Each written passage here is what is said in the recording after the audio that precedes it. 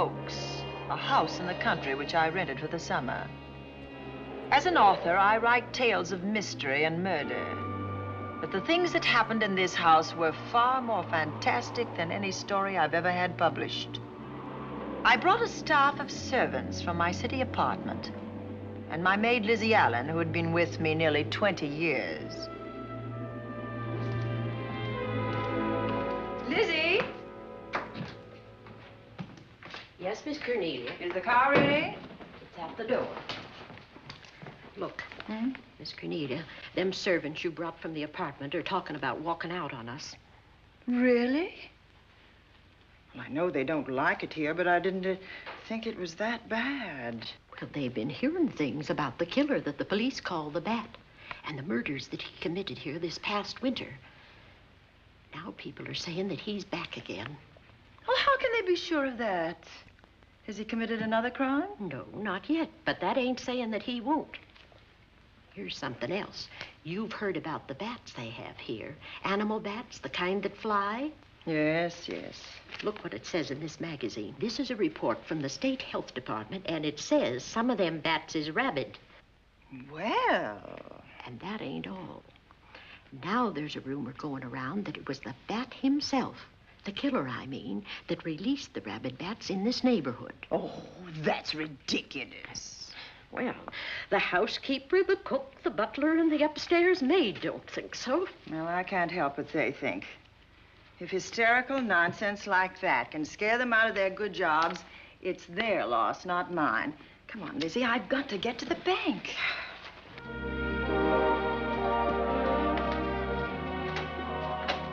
Drive directly to Zenith Bank, Warner. I'm afraid we'll have to hurry. It's near closing time. I'll get you there, Miss Van Gorder.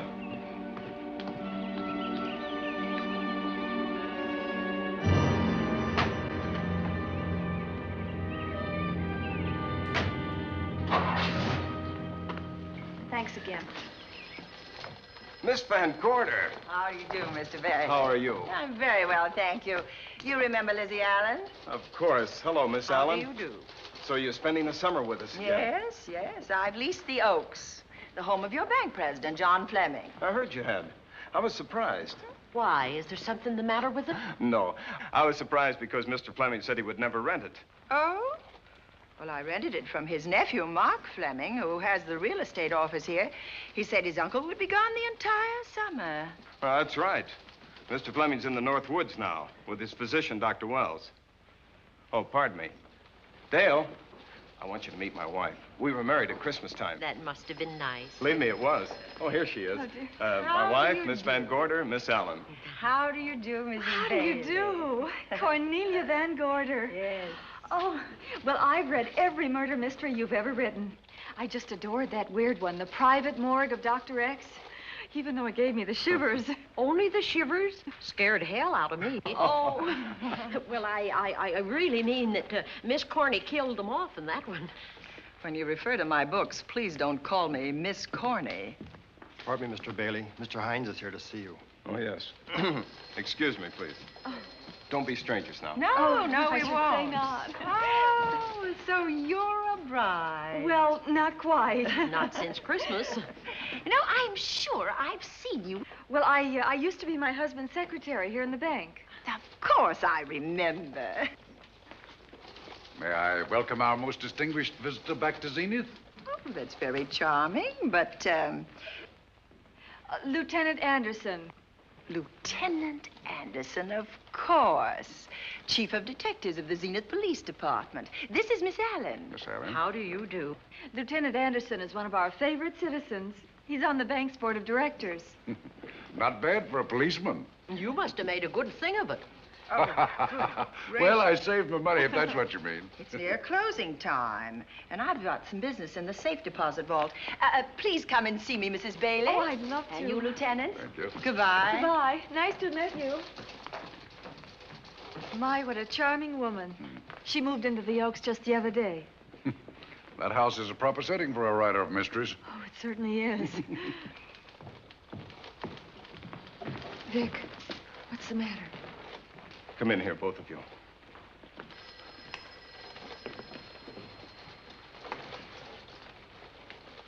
Andy, we're in trouble. Wendell Hines came in to pick up $350,000 worth of bonds that we were holding as collateral for a loan. They were kept in our special vault. Mr. Fleming and I are the only officers of the bank who have access to that vault. So? The Hines bonds are gone. That's not all. Other negotiable securities are missing. From what I can gather, short of a careful check, the bank has been looted of over $1 million worth of securities. You'll have to notify Fleming. I wish I could talk to him. Unfortunately, he and Dr. Wells are deep in the woods. They can't be reached by phone.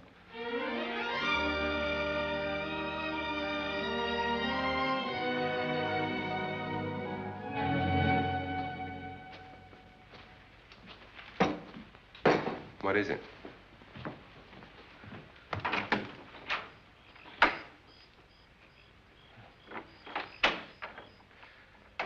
I thought I heard someone on the path coming from the lake. Had an idea it might be that guide of ours. Oh, Sam won't show up until morning. It's a 20-mile canoe trip from here to civilization.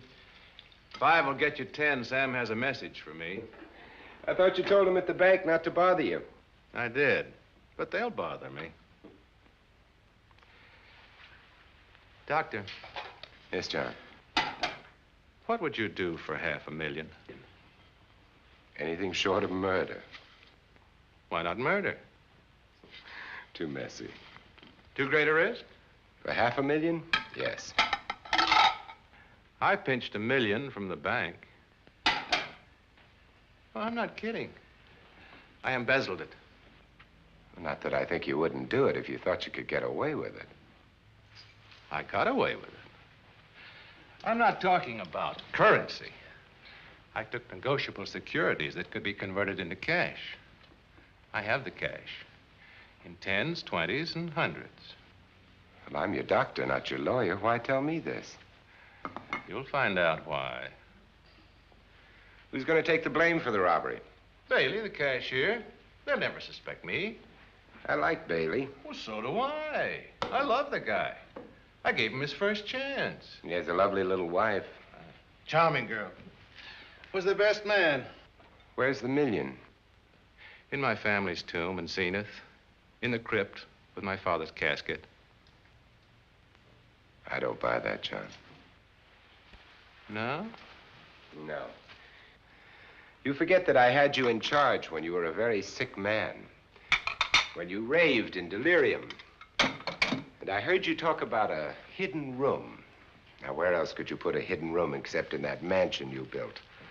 That white elephant you call the Oaks. Look, everyone knows I have a bad heart. Now, who would doubt it if you wired the bank directors that my heart had failed? That I had fallen from a great height here in the woods. And that I was badly smashed up. You could ship the body back for burial and instruct them not to open the casket due to the condition of its contents. Well, you realize, of course, that we'd have to have a body to put in that casket, which means that we'd have to deal with an undertaker at this end. Of course. Well, where do we get a body? Couldn't we provide one of our own? How about Sam? Sam, our guide? Sam weighs about as much as I do. He's practically a hermit. He wouldn't be missed for a long time. The local undertaker would know him. Not if we made him look as if he'd been in a serious accident. But if Bailey's going to take the blame, why'd he have to do this? A jury might acquit him. In that case, I'd be a logical suspect. I could disappear, of course, but it's safer if they think I'm dead.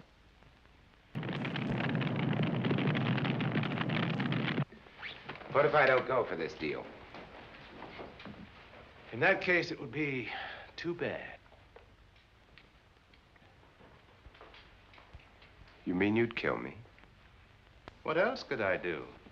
Now that I've told you about the $1 million, I'd say you were shot in a hunting accident. Now, look, Doctor, if you can find another body instead of Sam's, it's all right with me. There's $500,000 in it for you. I'll do my best. I smell smoke. So do I. What's that noise?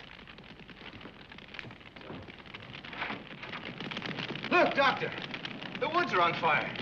It's It's coming this way. We've got to get out of here. Out the back way.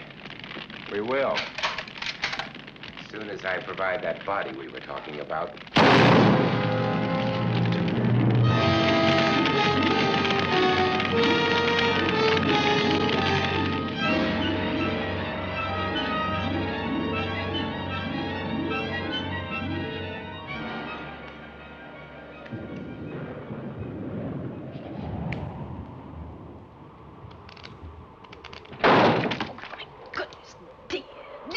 Is that you? Yes, Miss Cornelia.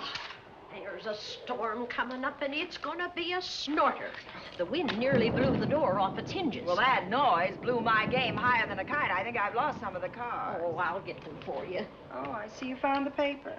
Drat that paper boy. Scooting by on his bicycle, just chucked it into a clump of bushes and let it go at that. For land's sake. Mr. Vic Bailey's been arrested. Oh? I think.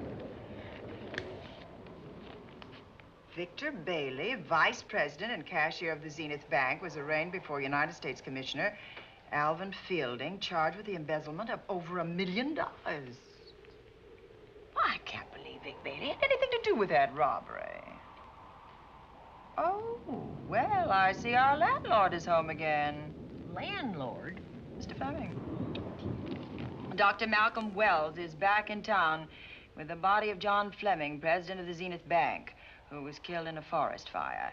Mr. Fleming will be laid to rest in his family's tomb on Friday. And I hope he stays there. Well, why shouldn't he?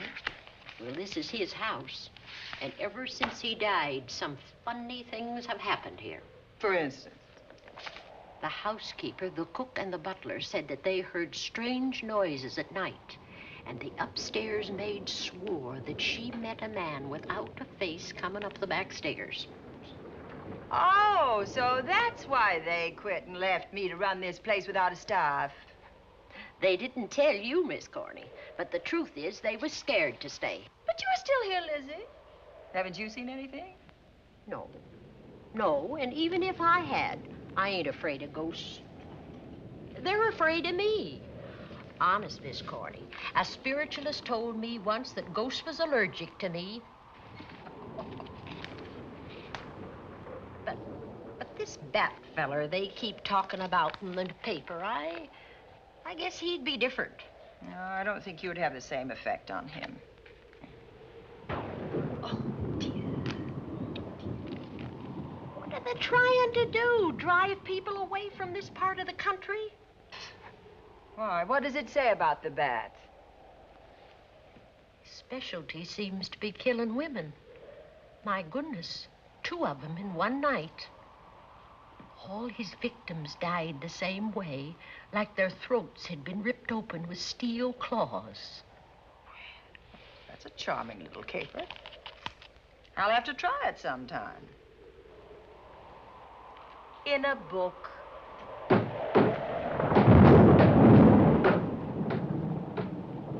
That ain't nothing, just something bumping against the house.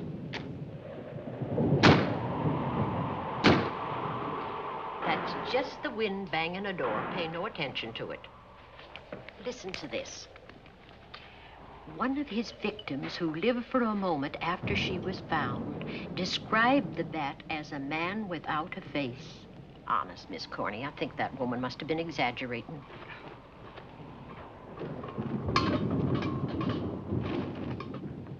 That's just that heavy tapestry at the top of the stairs. I know. I've heard it before on a windy night. That sounds as if there was someone on the stairs. I know there isn't. At least there shouldn't be. There ain't. Them's just the noises you hear in any old house on a windy night. It says here that the bat never leaves no fingerprints. That's understandable. Having no face, he probably has no fingers either. Lizzie!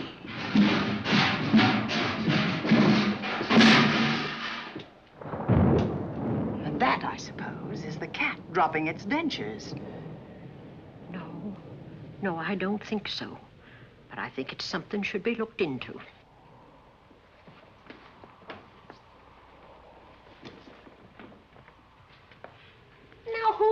him down here.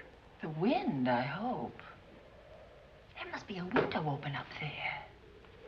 No, Lizzie. Let him lazy. Let him sleep it off. I hope the power lines don't go down, put the lights out. Now, we'll check the windows in the living room and draw the curtains, and then we'll go to bed. Yes, ma'am.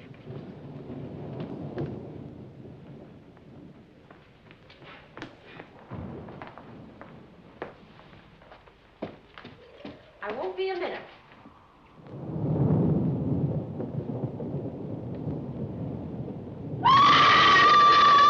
Gordy! Oh!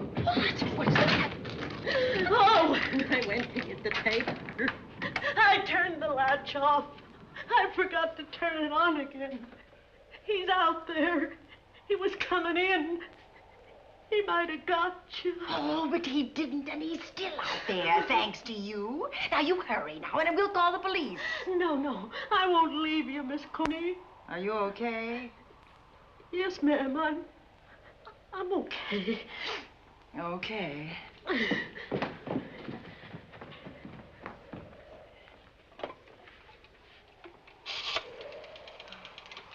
Operator?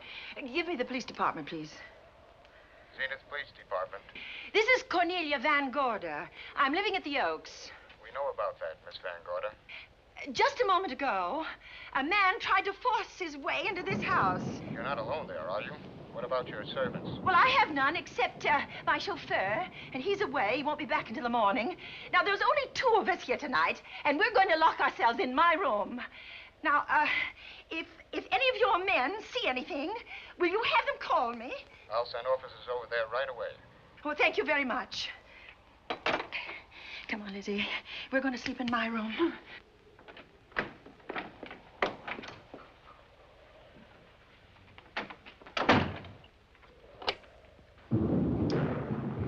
Well, nothing can get at us in this room now, I think. This door seems good and solid. Like the door to a tomb.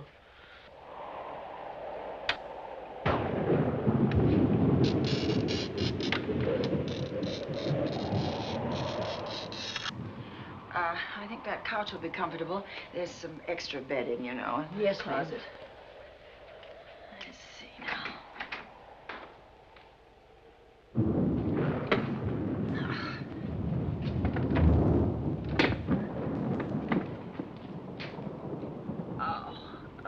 Huh? No bolt. Well, that's not so good.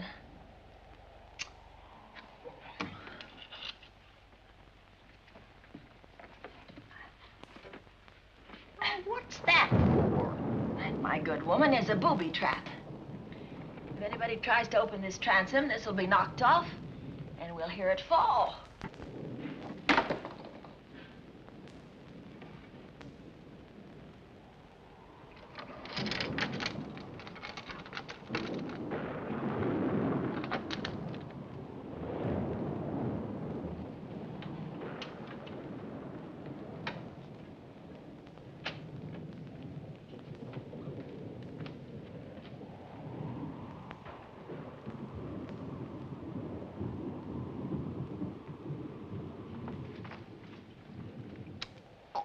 Fiddlesticks.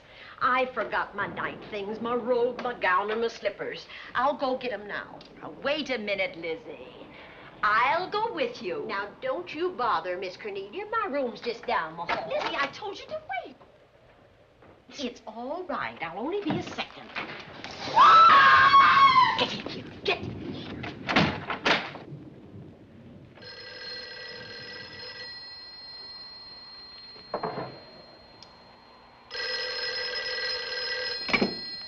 Yes? Miss Van Gorder? Yes? Zenith Police Department. There's a police car just outside your house, and the officers in it have reported that there's no sign of a prowler anywhere on the grounds. Well, the man's inside now. He's in the hall, just outside my bedroom. Have your men break through the kitchen door and search this place from top to bottom. Okay, Miss Van Gorder. Sit tight. I will. I have a gun, and I know how to use it.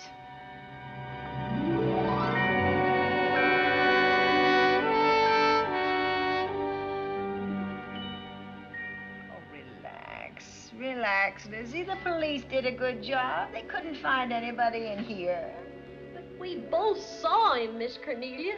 All right, so he got away. But there are men on guard outside, so just try and get some rest. There's nothing can get at us here.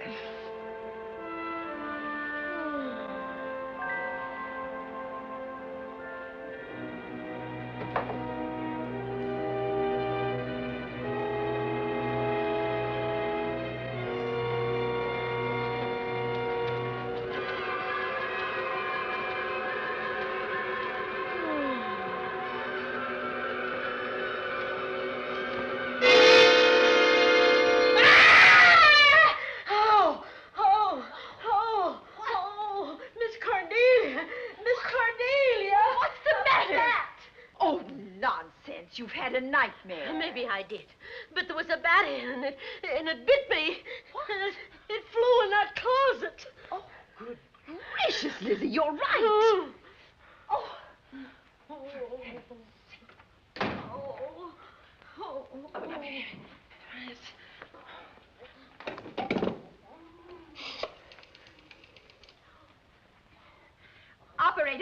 Operator, will you get me Dr. Malcolm Wells' office, please? No, I don't know his number, and I have no phone book up here, but this is an emergency. Will you connect me with his office, please? Oh, dear, I'm going to get the rabies. Hello? Hello? Dr. Wells' office? This is a call service. Dr. Wells is out at the moment, but if you'll give me your name and number, I'll try to locate him. Well, this is Miss Van Gorder of the Oaks. My maid has just been bitten by a bat that may be rabid, and she must have treatment as soon as possible. And I was told that Dr. Wells was the nearest physician. I'll try to find him for you, and if I can't, I'll send you another doctor. Oh, well, thank you very much. Oh, he's out on a case. Oh. Oh, I hope it's not a delivery. A baby, I mean. They can be terribly complicated. It never bothered me none. Oh, Lizzie, you never had a baby. Of course I didn't. That's why they never bothered me. Oh, does it hurt, huh? A little.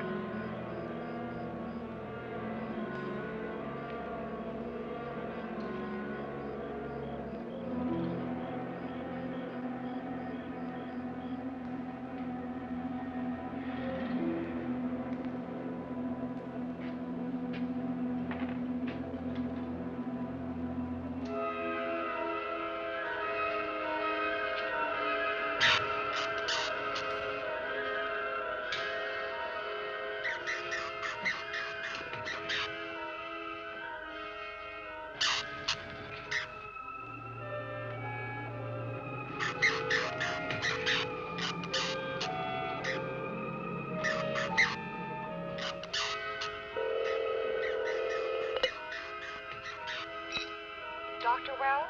Are you there, Dr. Wells? Are you there, Dr. Wells? This is the operator. Your call service is on the wire. It's an emergency. This is Dr. Wells.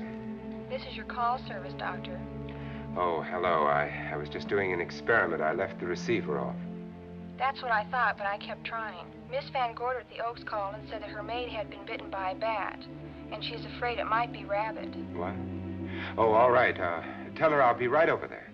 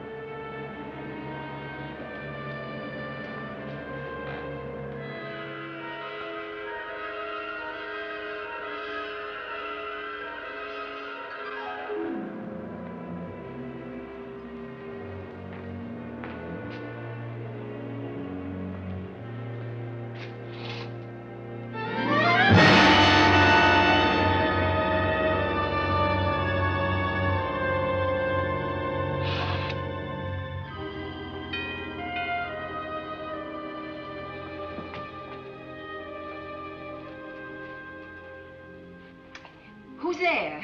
Dr. Wells. Come in. Good evening. Oh, I'm so glad they found you, Doctor. Well, I reached my office shortly after you called. How is your maid? Is she in any pain? No, she doesn't seem to be. Did the bat get away? No, I believe it's still in my bedroom. Oh, good. I'll want to examine it. There you go, Miss Allen. Now you feel better? Doctor, have I got the rabies? Well, I can tell you better after I've examined the bat's brain under a microscope. That thing's got a brain? Oh, you'd be surprised. Well, where is it? I think the little darling is in that closet. Oh. You know, it's a pity you leased this house, Miss Van Gorder. Why a pity? Well, my dear lady, I don't want to alarm you, but... Oh, well, after tonight, nothing can alarm me. Yes, I understand. It must have been terrifying. So many unexplainable things have happened here. There's something about the place. Your servants must have sensed it when they walked out on you. An apprehension of disaster. Well, let's see. Aha! Yes.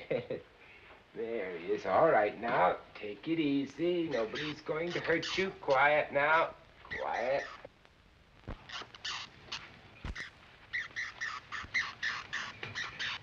He looks quite normal. Doesn't seem to be sick at all. Oh, ain't that nice? I've been worried about him. Well, you should be. From his appearance, I'd say that he doesn't have any infection. In which case, you've had a narrow escape. Now, you take one of those tablets I left for you, and I'll guarantee you a good night. And I'll drop in on you tomorrow. Oh, thanks for everything, Doctor. Now, don't worry. I can find my way out. Oh, I know you can, but do let me help you.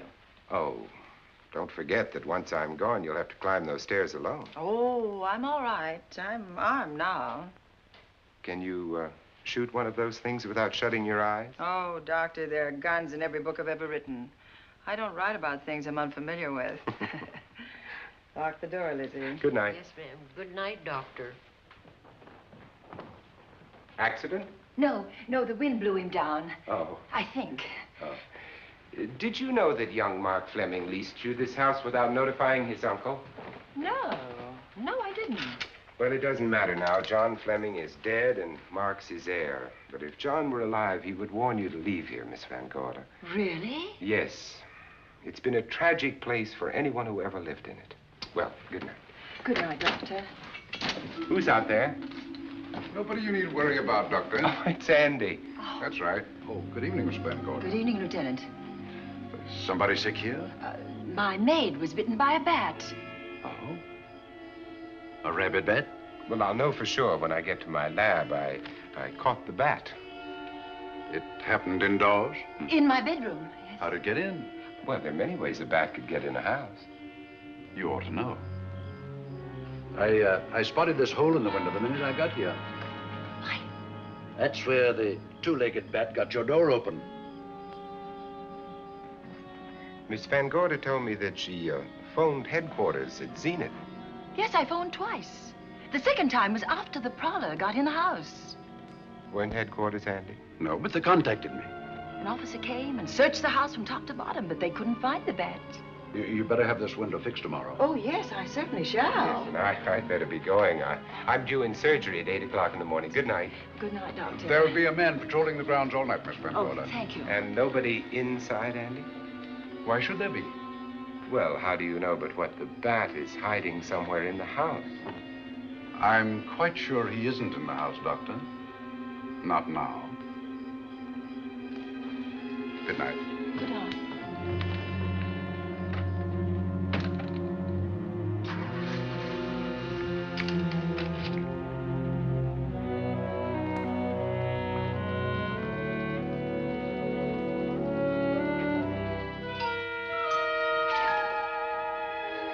Hi, Andy. Hello, Mark. Well, congratulations. Real estate business must be picking up. New office, new furniture. New deal. How do you like it? It looks expensive. Are you squandering your inheritance? Oh, I haven't got it yet. Well, the paper says John Fleming left his entire fortune to you. Funny thing about that entire fortune is that we can't find it. No kidding. Oh, all Uncle John had in his bank account was a couple of $100. And his safe deposit box was empty. If we don't find that missing million, mine will be empty, too. How come? Well, all my savings were invested in Zenith Bank stock. The examiners won't certify the bank as solvent until those stolen securities are found. So the stockholders have voted an assessment that'll wipe some of us out. It's a since those securities have been converted into cash. And if I can't find that cash, I'm sunk. Well, where are you going to look for it, Andy? Here in Zenith. Your uncle wouldn't take $1 million on a hunting trip, would he? You suspect Uncle John?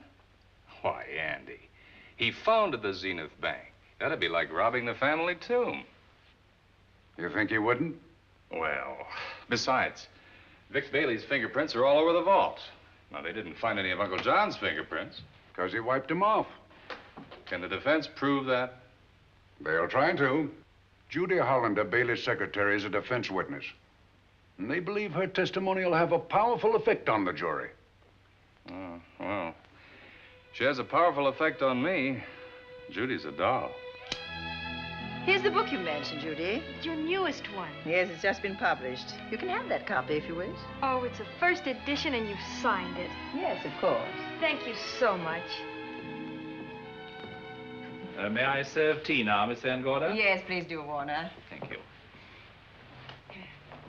Well, I see you've engaged new servants. Yes, of course. Well, how did you persuade them to live in this house? Well, Jane Patterson, my new housekeeper, knows this house better than you do, Doctor. Oh? She worked for John Fleming. And Warner was my chauffeur. Chauffeur turned butler? Yes, it's incredible. He can play any part at a moment's notice. Did you get a plumber, Warner? No, we can't get a plumber for 3 days, madam. What about that leaking pipe? The basement will be flooded in 3 days. Well, the pipe is no longer leaking. You mean it's dried up of its own accord? No, not quite. I packed the elbow where the water was coming out. Packed the elbow? Oh, where did you learn how to do that? Well, into each life, a little rain must fall, and a careful man learns to keep himself dry. Now, is there anything else that you require, Miss Van Gorder? No, not at the moment, Warner. Thank you, madam. Now, there's a character. How long did you say that he worked for you as chauffeur? About 3 months. Well, I hope he doesn't have a police record. My dear Dale, it may interest you to know that the last night of his life, John Fleming told me that he loved your husband like a son. If Fleming were alive today, he would be fighting to prove Vic's innocence. Could Mr. Fleming prove his own innocence? Miss Van Gorder, can there be any doubt about it? There will be when Miss Hollander testifies at Vic's trial. Oh? You know something that we haven't heard yet, Judy? Something I saw with my own eyes. She's not permitted to say what it was. My dear girl, I wouldn't think of asking her. But let's assume for a moment that Fleming did steal the $1 million. Now, what would he do about it? Where is it? Hidden someplace where he could lay his hands on it without getting caught in the act. Now, if I was writing this, instead of living in the middle of it, I'd hide it right here in this spooky old house. Under a loose floorboard or up a chimney? If Mr. Fleming had the nerve to steal $1 million, he'd make his plans well in advance. I'd say he'd prepare a place to hide it. Possibly when this house was being built. Now, I rented this place from Mark Fleming, his nephew. I wonder if he'd have the floor plans. I'll ask him. Yes. Lizzie, will you bring Mrs. Bailey the phone? Oh, you ask him now. Okay. His number is Summit 7537. Oh, thank you, Lizzie. Summit 7537. Not bad, eh, Andy? That means new business. Now, you see, somebody wants to buy a house. Mark Fleming speaking. Oh, hello, Dale. Well, hang on a minute, honey, while I see if I have him. It's Dale Bailey, all excited. Miss Van Gorder wants to know if I have the floor plans of the Oaks. Now, what would she want with the floor plans? Well, she suggested to me that your uncle might have hidden the bank loot there. Are the plans here? Somewhere in the house itself. Wait a minute, there is a place where Uncle Johnny might have kept those blueprints. What place? Well, I heard him talk about it a good many years ago. I can't be sure of the exact location. Anyway, I don't think the old boy had the guts to steal $1 million. But if I find those plans, I'll let you know, Andy. Hello, Dale. Look, honey, I haven't seen those plans since I was a kid, but I'll come over tonight and maybe we can find them. Thank you, Mark. We'll expect you. He seems to think they're here in the house somewhere. He's coming over tonight. Well, that's good. Dale and Judy are my house guests for the weekend. Would you like to have dinner with us tonight? Oh, no, thank you. I couldn't. I still have a few calls to make. You know, if Judy's testimony is going to clear Vic Bailey and implicate John Fleming, others may get the idea that there's buried treasure in this house. Don't even mention your testimony until you're actually on the stand. Oh, I won't. That's a smart girl, Judy, and a very lovely girl. Well, good afternoon, ladies. Goodbye, Doctor. Dr. Will. Come on, girls, let's go.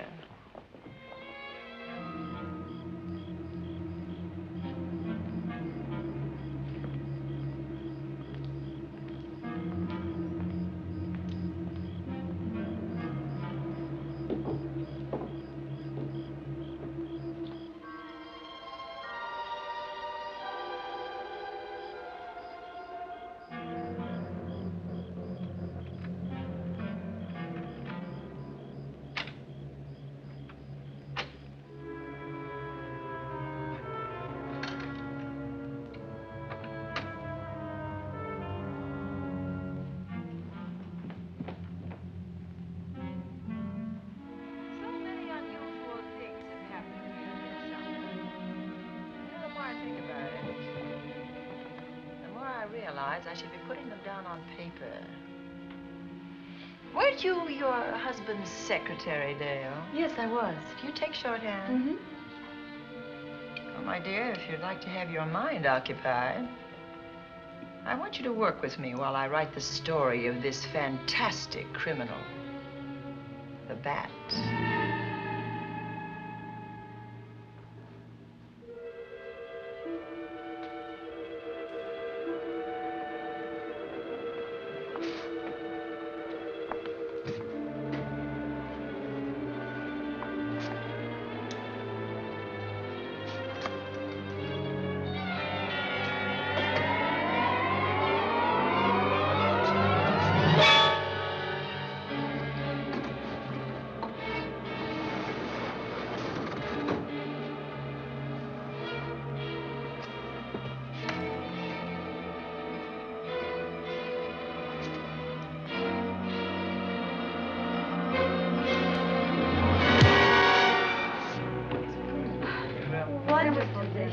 Thank you.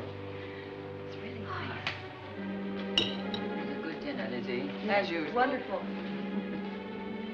Oh, what a lovely piece of silver. It's an original, isn't it? Yes, they still use them in England for buffet breakfasts. Some hot water in the bottom. You should keep us hot your sausages and your scrambled eggs. Interesting. It's very useful. Really nice.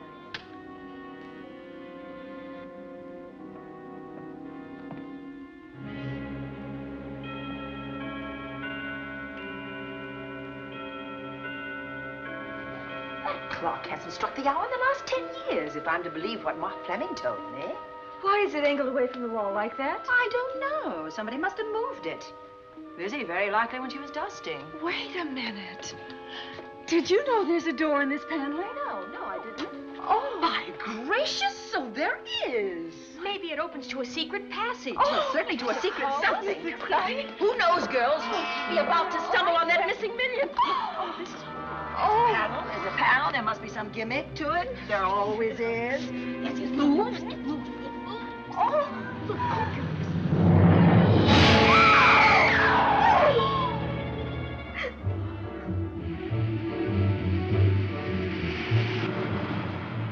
Calling car 11. Calling car 11. Proceed to the Oaks in Zenith Township immediately. A homicide has been reported. Okay. Proceeding to the Oaks. Notify the county coroner, Dr. Wells. Tell him to come to the Oaks at once.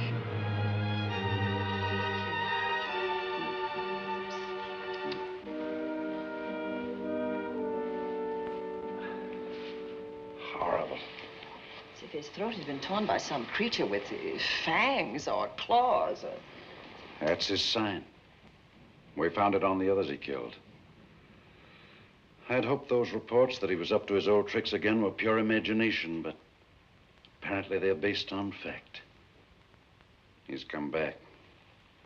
Back to the scene of his kills. Yes, that's who I mean.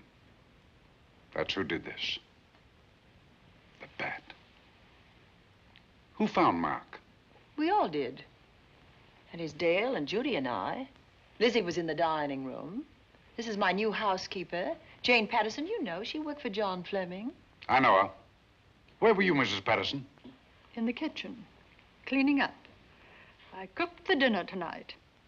Did you know that the secret closet was here? No. It was behind the grandfather's clock. Well, it was I who found it, really. Noticed the clock had been moved and the door wasn't quite closed. I'll get it.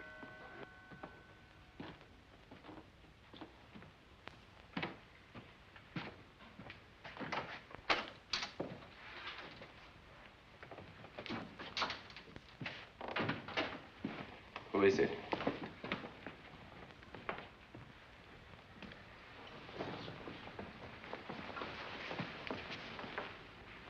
Mark Fleming.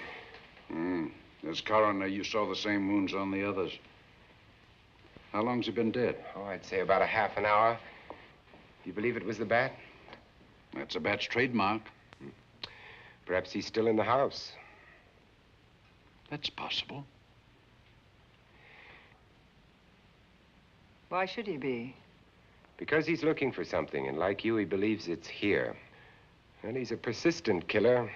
I would advise you to get out of this house as quickly as possible, notwithstanding our expert police protection. Have you called the morgue? They're on their way here. Oh, good. I want to examine the body before they get here. May we take it into another room? Yes, to the sunroom in the back. Thank you. Give me a hand. Excuse me.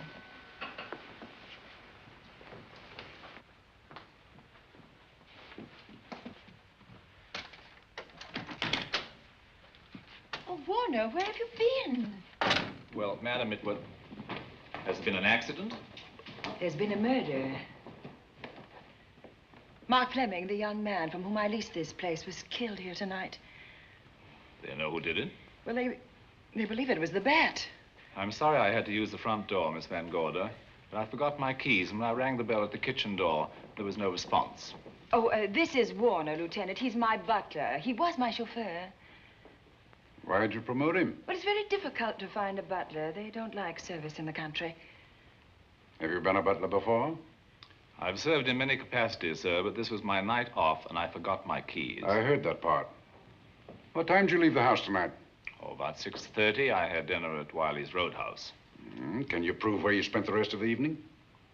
I can try. Try hard. And don't leave the house. I'll get to you later. Very good, sir. I shall be in my room, Miss Van Gorder, if you need me. Yes, Warner. Surely you don't think he's... Warren and I have met before. I can't recall where or when, but I will.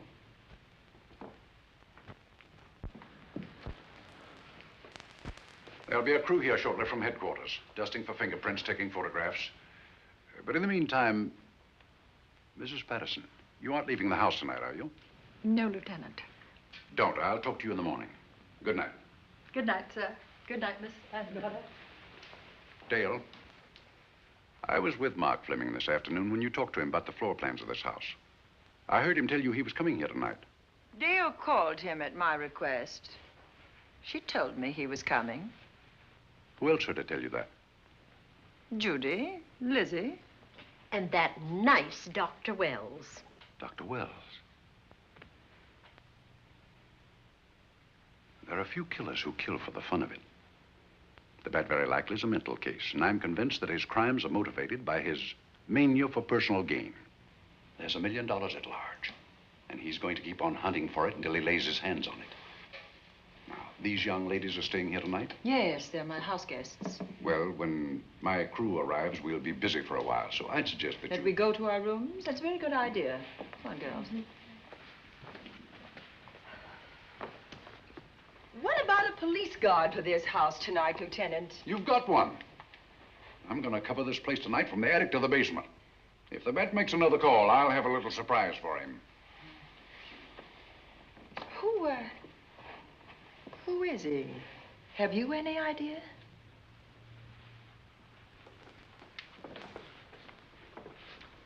He could be anybody. So far, there are clues to his identity, but nothing we could take before a jury. I'm afraid we must look higher than the criminal world. He may be a merchant, lawyer, doctor, scientist, one of the pillars of his community. Ladies, lock your doors tonight. Stay behind them. I promise you you'll be safe. Good night. Good night, Lieutenant. Good night.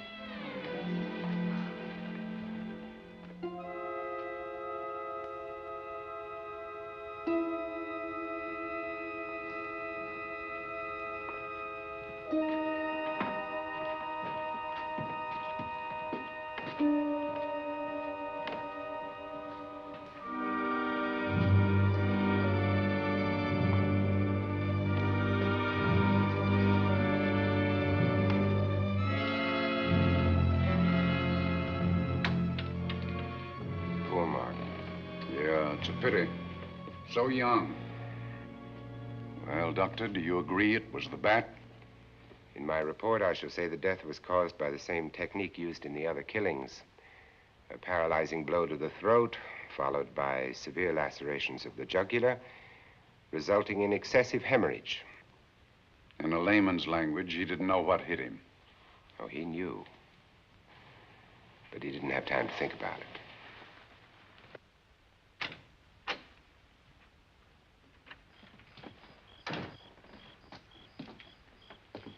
Staying here tonight, Andy? Well, until I check the doors and windows, but I'll be back bright and early in the morning.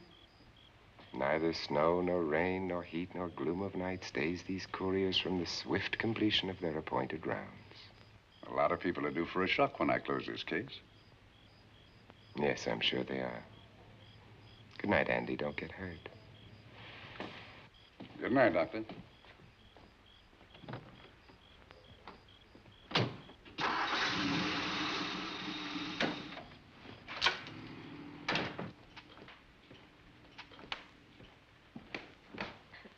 You know, I think we'd better let you get some sleep. Oh, Lizzie and I share this room for mutual protection. You know, one night, a storm blew the wires down, put the lights out, and I went out the next day and bought a half a dozen of these things. You better take one with you, Dale. Oh, thank you. We'll go across the hall now. Are you sure there's nothing else you need? Oh, no. Quite sure. We'll be all right. Well, if anything bothers you, you just sing out, and 2 strong women will come to your rescue. Oh, nothing will bother us. Not with Andy on the job. No. Well, good night. Good night, Miss Van Gordon. See you in the Don't worry, everything will be all right. We won't. Good night. Good night.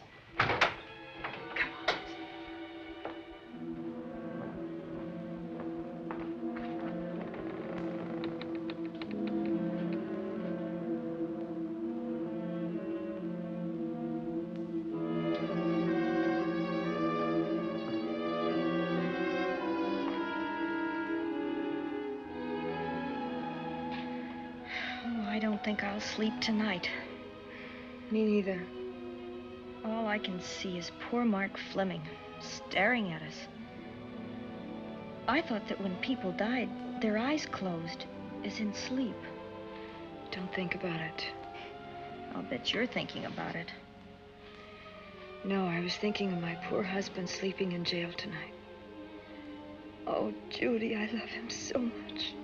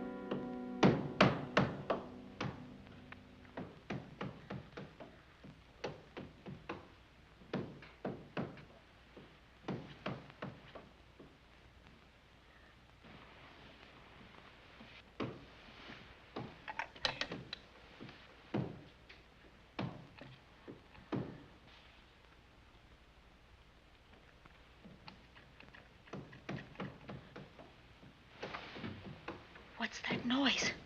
Oh, I don't know. I kind of fell half asleep. For a moment, I thought it was something from a dream. It's somewhere in the house. Yes, on the floor above. Not directly over us. Probably a room overlooking the driveway.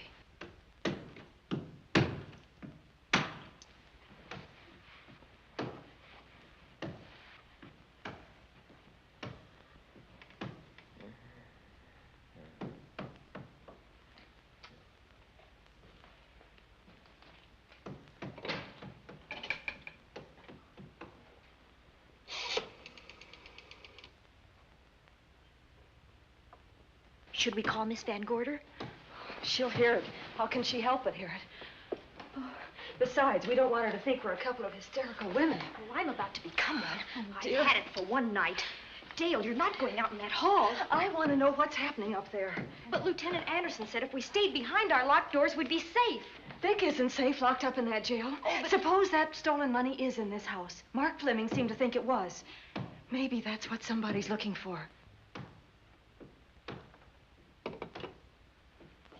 Heaven's sake, don't you hear that awful noise up there? Now, Lizzie, you've just got to stay awake. The house phone and the outside phone wires have been cut, and we can't get help. Where's that policeman? Oh, I don't know. Something must have happened to him. Now, go on, get on your robe. Oh, Dale, please don't go up there. I've got to. Think what it could mean to Vic. Now, you stay here. Oh, no. If you go, I go.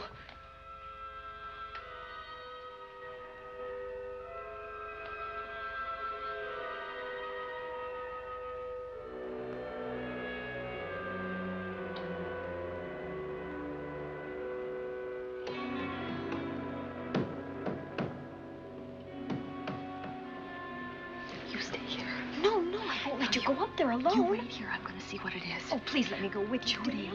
will you warn me if anyone comes? Now, only be a moment. Now, wait.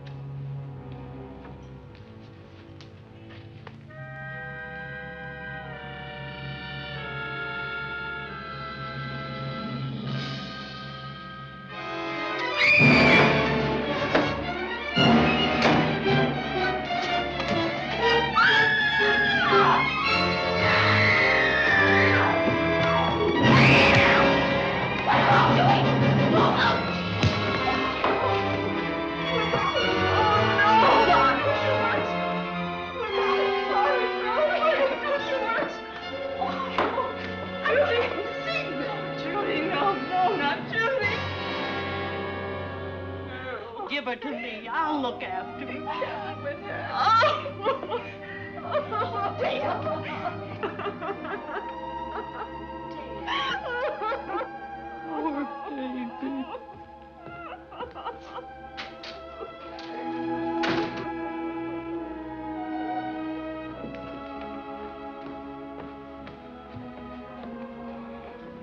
Judy.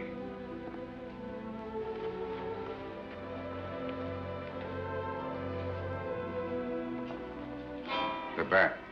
Yes, the bat. He caught her at the head of the stairs. We saw him rushing down the stairs as we came out of the room. I hurled that after him. I hit him, I believe. I'm going to cover this place from attic to basement, you said. Well, what were you covering when that poor child was murdered? Where were you? I saw a man outside in the grounds. I went out there and hunted him. I heard him in among the trees, and so I followed the sound of him as far as the brook down near the back road. And then I lost him. I'd rather give my own life than have this happen to Judy. But I told you to stay in your rooms and lock your doors and stay there. What was she doing at the head of those stairs? That was my fault. They heard a strange noise. Heavy pounding in one of the rooms on the 3rd floor. We all heard it. I wanted to see what it was. Judy, well, she wouldn't let me go out by myself. I made her stay on the balcony. What about your new butler? Oh, well, he's in his room, I suppose. Oh, Mrs. Patterson. Oh, yes. Did you know what happened here? No, sir, but I heard the screams. I went to call Warner. We have rooms on the same floor, but he wasn't in his room. His bed hasn't been slept in. If Mrs. Patterson heard the screams, Warner could certainly hear them. You're quite right, sir. I heard them. Oh, you did? And where were you? Outside in the grounds. Miss Holland has been murdered. No. Oh, so you're surprised. Shocked. Well, I've seen better performances. I remember you now. Your name's not Warner. I've got a circular in my office with your picture on it. The Chicago police not so long ago were hunting for you in connection with the robbery. You're right again, sir. And they found me and they tried me and I proved my innocence and I was acquitted. That could have been a lucky break. Where were you when this child was killed? I told you before, sir. Outside. What were you doing there? I was following you. I saw you leaving the house, and it seemed that you were hunting someone. I thought you might need some help. Oh, yes, sir. I followed your flashlight down through the trees. Then it disappeared. And then suddenly, as I was staring out into the darkness, I was struck by something on the back of the head. The next thing I knew, I was lying on the ground. I realized I'd been knocked out. I wish you had been knocked out. But then we'd have found you with your mask still on your face. You were hit here in this house with this poker as you were rushing down those stairs after that child was killed. Oh, no, sir. You can't pin this on me. I'm not the bat. I've never killed. I couldn't kill. I won't take the rap for this.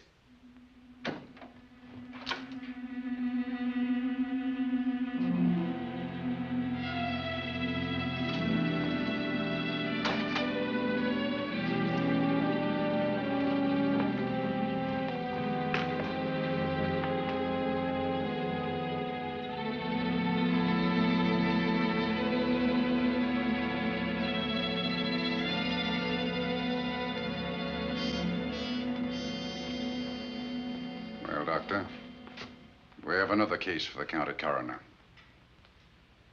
You see, the bat came back. Why did you come back, Doctor? Well, I had an accident about a mile down the road. The right rear wheel of my car came off and I plunged into the ditch. This was the nearest house, so I came here to call for help. I thought I'd find you around, Andy.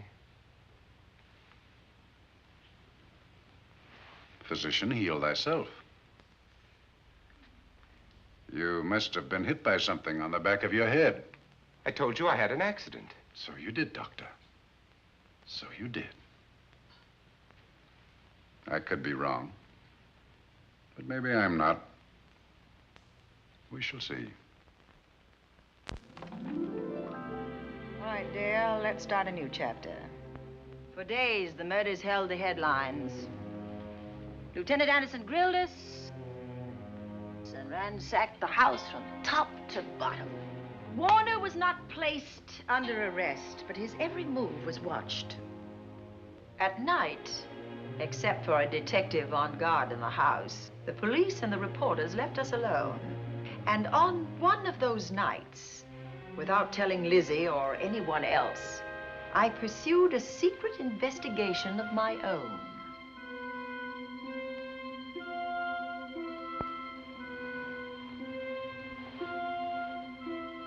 It was in an empty room on the 3rd floor where we kept our trunks and other things.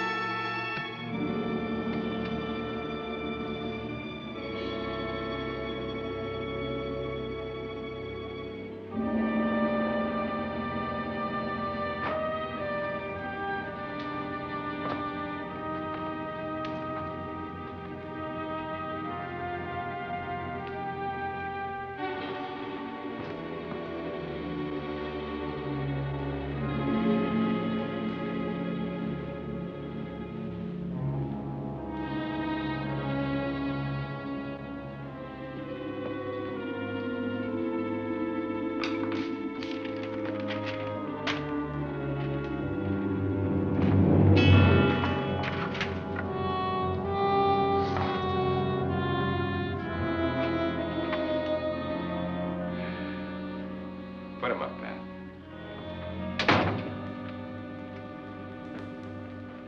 It's a bright idea to kill me in my own lab and let people think that I'm the bat. But you had to kill me first. What was it to be, ambush? And clever as you are, you're not smart enough to do that. Nor were you smart enough to find the money, though you came quite close to it. But I know where it is. And when you're dead with that sign pinned on your chest, I'm going to collect it and live happily ever after. He destroyed himself. How true that will be. Well, goodbye, Bat. Here's a serum that will heal you whether you're rabid or not.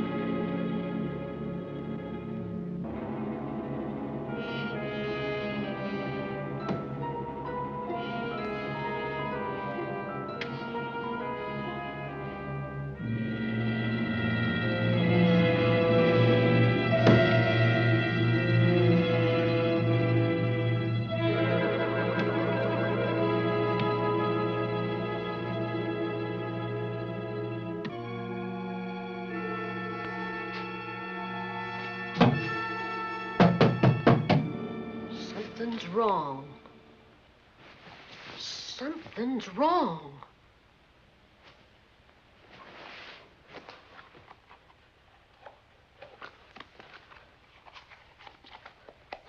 Miss Cornelia.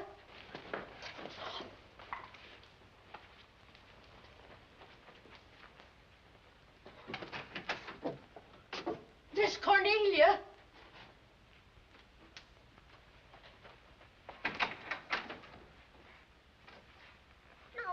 Where would she be going at this time of night?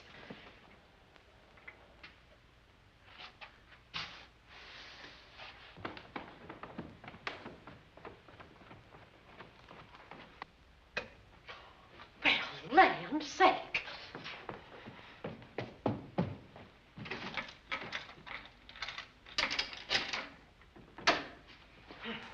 I never.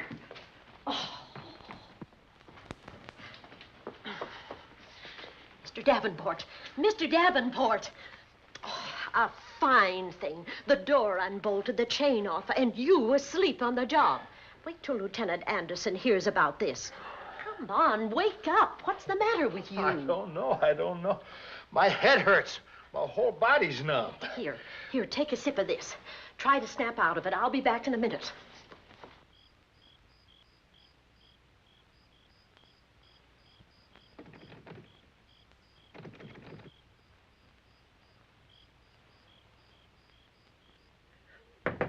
Hurry, will you? It's Lizzie. I'm terribly worried. I can't find Miss Cornelia anywhere, and something's happened to the policeman. I don't know what. Get Warner. Bring him to the drawing room. Tell him we need him.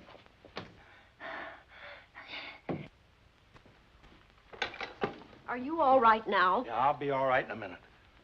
I remember now. I took a drink of wine from that decanter there. Miss Van Gorder told me to help myself. She wouldn't put nothing in it? Well, somebody did. Somebody who knew I was on duty here.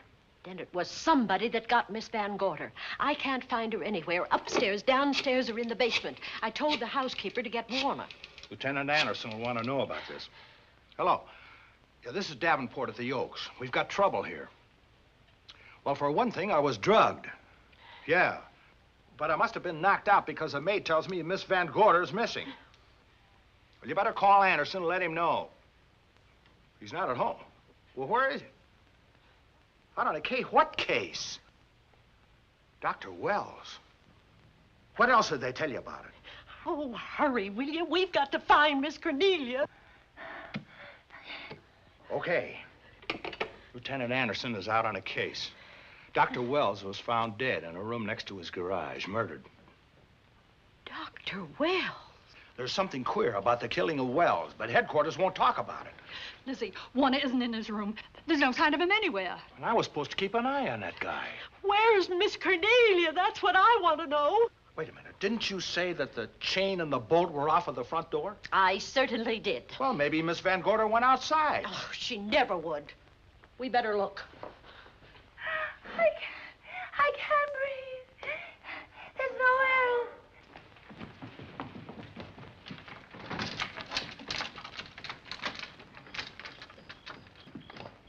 Miss Cornelia. Oh, Miss Van Miss Gorder. Cornelia. Miss Cornelia. Miss Van Gorder. Look. There's a light in that room on the 3rd floor. Were you up there tonight? Well, of course I was, but I turned the lights out before I came downstairs. And Miss Cornelia might have turned them on again. That's why we're going to look first. Come on.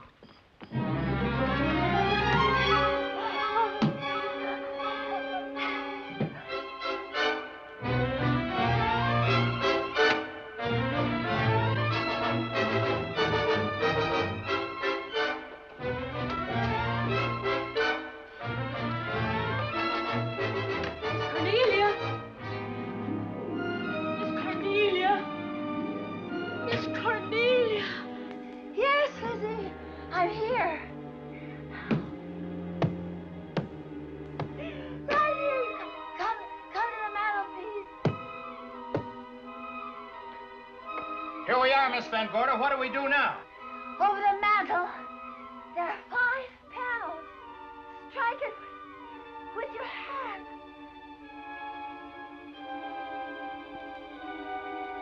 Which panel did you say, Miss Van Gorder? Oh, I can't. I just can't. Miss Van Gorder, which panel? We couldn't hear you. She said strike it. What difference does it make which panel? Strike them all. Look.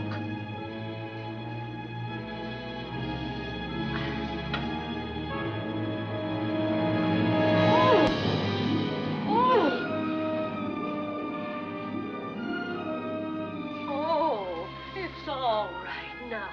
It's all right, dear. Lizzie's here.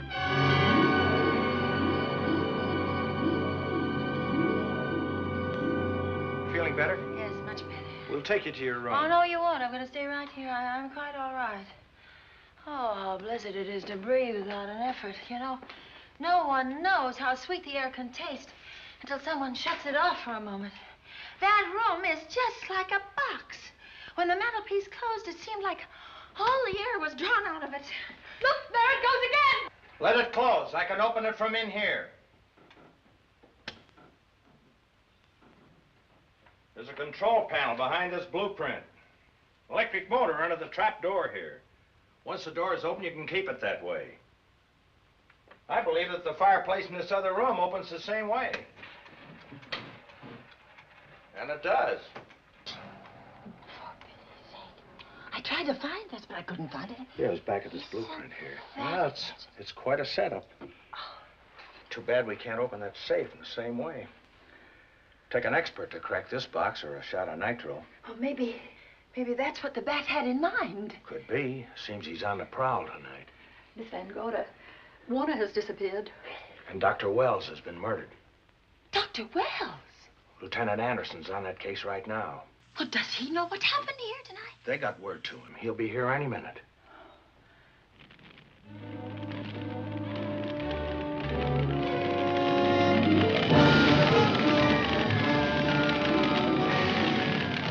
What's that noise? Miss Van Gorder, the garage is on fire. Scott, look at that. Lizzie, put that light out in the other room. Now, where are you going? to report the fire. Well, you just stay right here. But Miss Van Gorder, the garage. Well, let it burn. You watch the stair.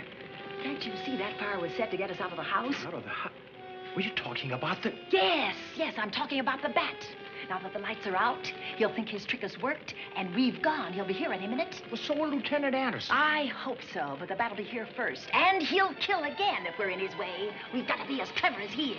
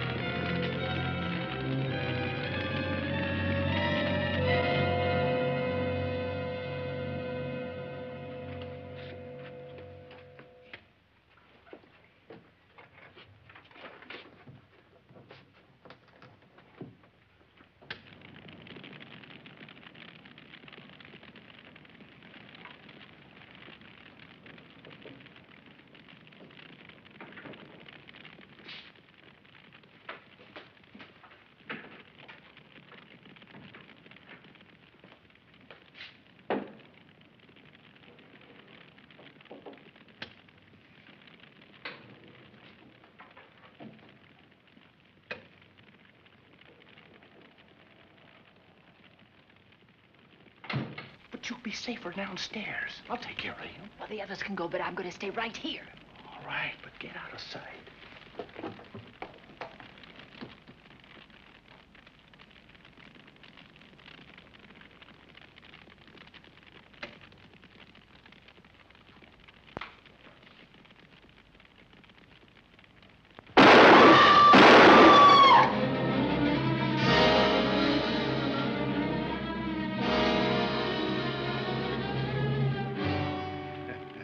Let's face it, ladies, and get it over with. Others have seen my face before they died, but I'll have to deny you that pleasure. This would make a good scene for your book, Miss Van Gorder, but I'm afraid you'll never write it.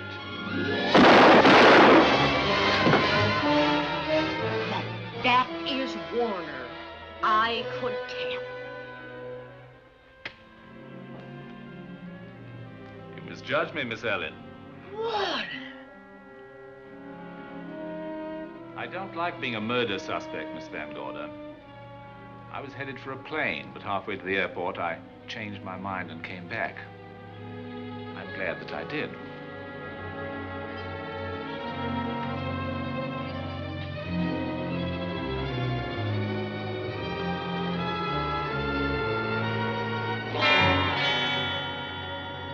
Why, it's Lieutenant Anderson.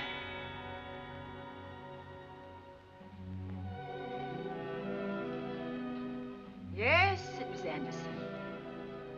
He'd discovered the secret of the hidden room and was waiting to get into it and open up the safe. We found the money in it, a little over $1 million in tens and twenties and hundreds. Good old Andy. With all his ill-gotten gains invested in bank stock. It's rather a clever way to hide stolen money. In the open, as it were, and so respectable. But don't try it. No matter how clever you are, you can't hide murder.